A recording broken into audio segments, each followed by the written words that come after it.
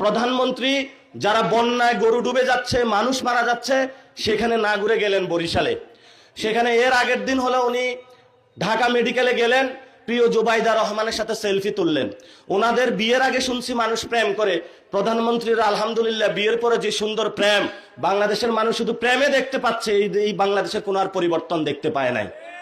আপনি প্রেম করলে ভাই রোমে করেন, আপনাকে আমরা ভোট দিয়েছি, আপনি প্রধানমন্ত্রী হয়েছেন বাংলাদেশের মানুষের সংস্কার বাস্তবায়ন করার জন্য, বিচার করার জন্য, আওয়ামী লীগের গুন্ডা সন্ত্রাসীদেরকে শায়েস্ত করার জন্য, যারা বন্যাগত দুর্গত এলাকায় আপনাকে যাওয়ার জন্য, আপনাকে লাল বাসে ঘুরে ঘুরে প্রেম করার জন্য মানুষ প্রধানমন্ত্রী বানায় নাই।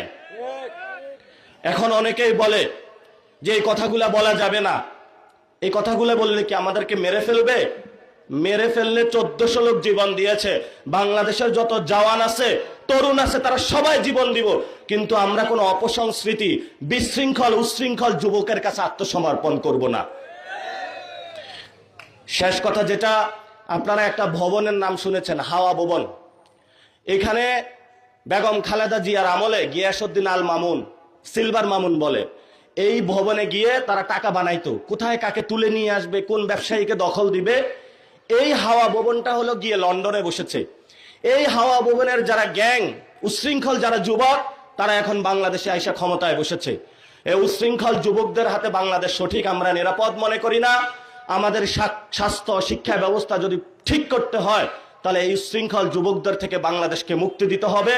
যারা সমাজের সবচেয়ে সজ্জন তরুণ লোক, তাদের থেকে বাংলাদেশ তাদের কাছে তুলে দিতে হবে। RICL TMX, যুগের পর যুগ স্থাপনা থাকে মজবুত। এই যে আপনাদের যারা সন্তানরা এইচএসসি পরীক্ষার্থী আছে, তারা হলো সাঁতার করে যায় পরীক্ষা দিচ্ছে, এবং এহসানুল হক মিলন আমার এলাকার ভাই, উনি খুব সজ্জন ব্যক্তি, খুব সুন্দর ভাব দেখায় আরই।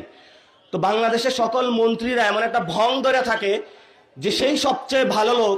তা আপনি যদি ভালো লোক হন, আপনার একটা সন্তান সাঁতার কেটে পরীক্ষা দিতে যাচ্ছে, এইচএসসি পরীক্ষার্থী, এবং তার সাথে যে মা আছে, বাবা আছে, এতটুকু হাঁটু পরিমাণ রাস্তায় পানি, সে গিয়ে গর্তের মধ্যে পড়তেছে, আপনার চোখে লজ্জা শরম নাই যে আপনি এই ব্যবস্থাটা দেখতে পান না?